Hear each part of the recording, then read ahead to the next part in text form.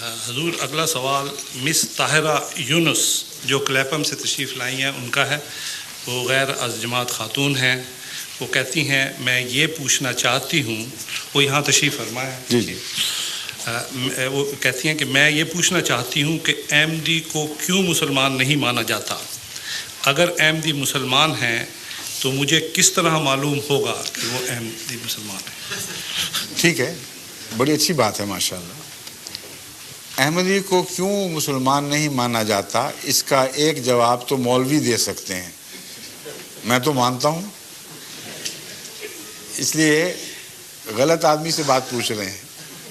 لیکن ان معنوں میں ٹھیک بھی ہے کہ ان کو پتہ ہے کہ مجھے علم ہوگا، اور انہوں نے مجھ پہ اعتماد فرمایا ہے کہ میں سچ بات کہوں گا. اس لیے اس پہلو سے میں جواب دیتا ہوں مولوی کیوں ہمیں غیر مسلم قرار دیتے ہیں. اس پہلو سے بات یہ ہے کہ ایک تو ختم نبوت کا عقیدہ جیسا کہ میں نے آپ کے سامنے کھولا ہے، اس کی اگر غلط تشریح کی جائے اور یہ کہا جائے کہ رسول اللہ تو قرآن تو فرماتا ہے اس کے بعد کوئی نبی نہیں، رسول اللہ فرماتے ہیں لا نبی آبادی، اس کے بعد نئی نبوت کا سلسلہ شروع کر بیٹھے ایک آدمی، تو مسلمان کہاں سے رہے گا؟ جس نے ختم نبوت کی مہر توڑ دی، جس نے رسول اللہ علیہ وسلم کی غلامی سے آزاد ہونے کا ادعا کر لیا، وہ بھی کافر، اس کے ماننے والے بھی کافر. اور ایک بات جو نہیں بتاتے وہ میں آپ کو بتا دیتا ہوں، اس میں یہ بھی کافر ہو جائیں گے، سارے اکٹھے باہر جائیں گے. وہ یہ کہ یہ خود مانتے ہیں کہ مسیح آئے گا اور مہدی بھی آئے گا، اور یہ بھی مانتے ہیں کہ مسیح لازماً نبی اللہ ہوگا.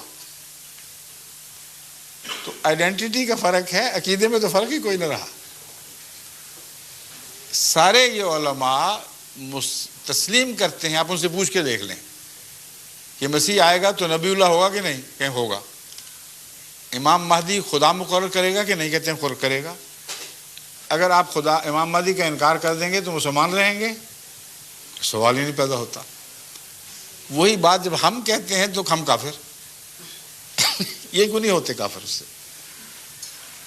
اگر زہر ہے تو سب نے کھایا ہوا ہے، پھر یہ اجتماعی خودکشی ہونی چاہیے. لیکن ہم بچ جاتے ہیں اس وجہ سے کہ ان کا اپنا عمل، ان کا اپنا موقف ان کو جھوٹا قرار دے رہا ہے. بس اگر غیر مسلم بنتے ہیں تو یہ بنیں گے، ہم نہیں بنیں گے. اور حوالہ میرے پاس کیا ہے؟ رسول اللہ صلی اللہ علیہ وسلم کا. حضرت صلی اللہ علیہ وآلہ وسلم کے دو فتاوی ہیں جن کو پیش نظر رکھیں. ایک یہ کہ اگر کوئی مسلمان کو کافر قرار دے تو وہ غیر مسلم ہو، خود کافر ہو جائے گا.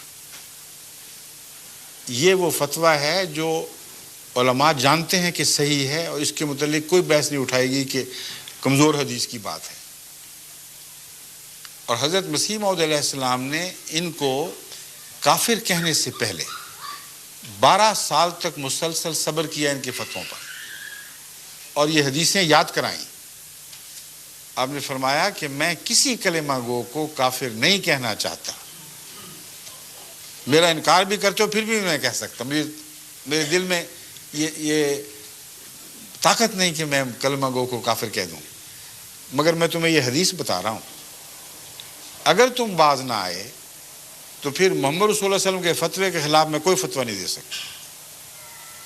اور وارننگ کے بعد 12 سال کے صبر کے بعد گالیاں کھا کر کافر دجال کہلا کر جب وہ باز نہیں آئے تو پھر آپ نے یہ فتویٰ دیا. اور صبر کا یہ حال ہے کہ حضرت نواب محمد علی خان صاحب جو شیعوں سے مسلمان احمدی ہو کر حضرت مسیح علیہ السلام کے مریض بنے، احمدی ہونے کے باوجود اپنے گھر مولوی ثناء اللہ کو ملازم رکھا ہوا تھا، اور وہ امام الصلاۃ تھے. مولوی ثناء اللہ کے پیچھے نمازیں پڑھتے تھے. تو ایک طرف نہ صرف حوصلے کا دعویٰ بلکہ حوصلہ سامنے کھلا بیٹھا ہے. کون کہہ سکتا ہے ان حقائق کے خلاف کچھ؟ مولوی ثناء اللہ کی اولاد اگر کہیں زندہ ہے اس سے پوچھ لیں. ان کے والد صاحب ہمارے پھپھا جان نواب محمد علی خان کے ہاں ملازم بھی تھے، بچوں کی تعلیم وغیرہ کے لیے بھی، اور امام بھی تھے. جب یہ مولوی باز نہیں آئے تو پھر حضرت مسیح موعود علیہ السلام کا یہ فتویٰ چلا ہے کہ اب کوئی گنجائش نہیں ہے میرے پاس، اس لیے اگر تم مجھے کافر کہو گے تو رسول اللہ کے فتوے کے مطابق تم کافر ہو جاؤ گے۔ یہ ہے ہماری طرف سے ایک جواب۔ لیکن اس سے بھی آگے ایک اور قطعی دلیل میں آپ کے سامنے رکھتا ہوں، جو بھی خاتون ہیں تو آپ حیران ہو جائیں گی کہ ان کے پاس اس بات کے سوا گنجائش ہی نہیں کہ اپنے آپ کو جھوٹا ہونا تسلیم کر لیں، دیانتداری سے گنجائش نہیں ہے۔ یہ ایک حدیث خود امت کو بتاتے آئے ہیں، ابھی بھی بات کرتے ہیں کہ رسول اللہ صلی اللہ علیہ وسلم نے فرمایا کہ ایک زمانہ آئے گا جب میری امت یہودیوں کی طرح 72 فرقوں میں بٹ جائے گی۔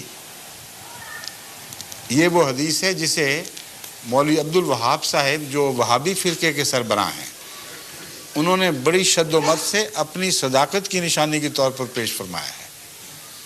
وہ کس طرح؟ وہ یوں کہ کہتے ہیں کہ رسول اللہ صلی اللہ علیہ وسلم نے فرمایا 72 فرقوں میں بٹ جائے گی، وہ 72 کے 72 جہنمی ہوں گے، سوائے ایک کے جو 73ویں جماعت ہوگی۔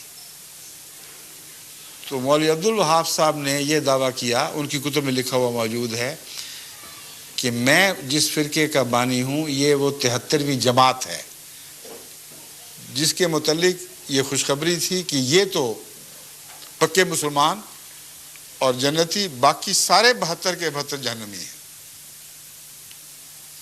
حدیث تسلیم ہو گئی نا سعودی عرب کو پوری طرح۔ اب بتائیں 72 فرقے جہنمیوں کو وہاں حج کیوں کرنے دیتے ہیں اور صرف ایک کو باہر نکالا ہوا ہے، وہ جماعت احمدیہ ہے؟ عجیب بات ہے نا۔ رسول اللہ صلی اللہ علیہ وسلم فرماتے ہیں 72 جہنمی ہوں گے، ایک جنتی اور وہ جماعت ہوگی، اور ان کے اپنے بانی فرماتے ہیں کہ ہم وہ جماعت ہیں مگر 72 کی حدیث سچی، باقی سب جہنمی ہو گئے نا۔ ان جہنمیوں کے لیے دروازے کھولے ہوئے ہیں، ان کی خاطر مدارات ہوتی ہیں، حج کی ساری سہولتیں مہیا کی جا رہی ہیں، اور ایک کو نکال کے باہر پھینکا ہے، وہ ایک جماعت ہے، جماعت احمدیہ۔ اب یہ دلیل ایک اور شکل بن جائے گی، اختیار کر لے گی۔ ہو سکتا ہے یہ سارے سچے ہوں، ان معنوں میں کہ ہر ایک یہ سمجھتا ہے کہ ہم 73ویں ہیں، ہے نا ہر ایک کو حق۔ اگر ہمیں حق ہے تو ان کو بھی حق ہے۔ اگر ان کو حق ہے کہ وہ اپنے آپ کو 73واں سمجھیں اور باقی کو 72 سمجھیں، تو 72 میں بیٹھے کیا کر رہے ہیں؟ ان کے متعلق اعلان کیوں نہیں کرتے کہ تم ہرگز مسلمان نہیں ہو، تم جہنمی ہو؟ جب اعلان آتا ہے تو کہتے ہیں ہم 72 ایک طرف، جماعت احمدیہ ایک طرف، اور جب اپنا سچا ہونے کا دعویٰ کرتے ہیں تو کہتے ہیں ہم 73ویں جماعت ہیں، 72 کے اندر بیٹھے ہوئے ہیں۔ اب آپ بتائیں جس ہوٹل میں 72 کمرے ہوں، 72 کو آگ لگ جائے تو وہ 73ویں کمرے والے بیٹھے رہیں گے ان کے اندر شامل ہو کر؟ وہ تو ہر آدمی نکلنے کی کوشش کرے گا۔ رسول اللہ صلی اللہ علیہ وسلم نے آگ لگنے کی بات کی ہے، فرمایا 72 کو آگ لگ گئی، یعنی گمراہ ہو گئے، اور یہ ان میں اندر بیٹھے ہوئے فخر سے کہہ رہے ہیں کہ ہم 72 ہی ہیں۔ تو ان کا ایک دوسرے کے خلاف جماعت احمدیہ کے مقابل پر اجتماع ان کے 72 ہونے پر سواد کر رہا ہے، اور جب 72 کا حصہ ہیں تو فتویٰ رسول اللہ صلی اللہ علیہ وسلم کا چلے گا، ان کا دعویٰ کوئی کام نہیں آئے گا۔ یہ دو ٹوک بات ہے، اس پر آپ غور فرمائیں تو آپ کو امید ہے کہ انشاءاللہ تعالی بات کی سمجھ آ جائے گی یہ کیوں ہمیں غیر مسلم کہتے ہیں۔ اسی میں ان کے جھوٹے ہونے کی دلیل۔ آپس میں ایک دوسرے کو کیوں نہیں کہتے غیر مسلم؟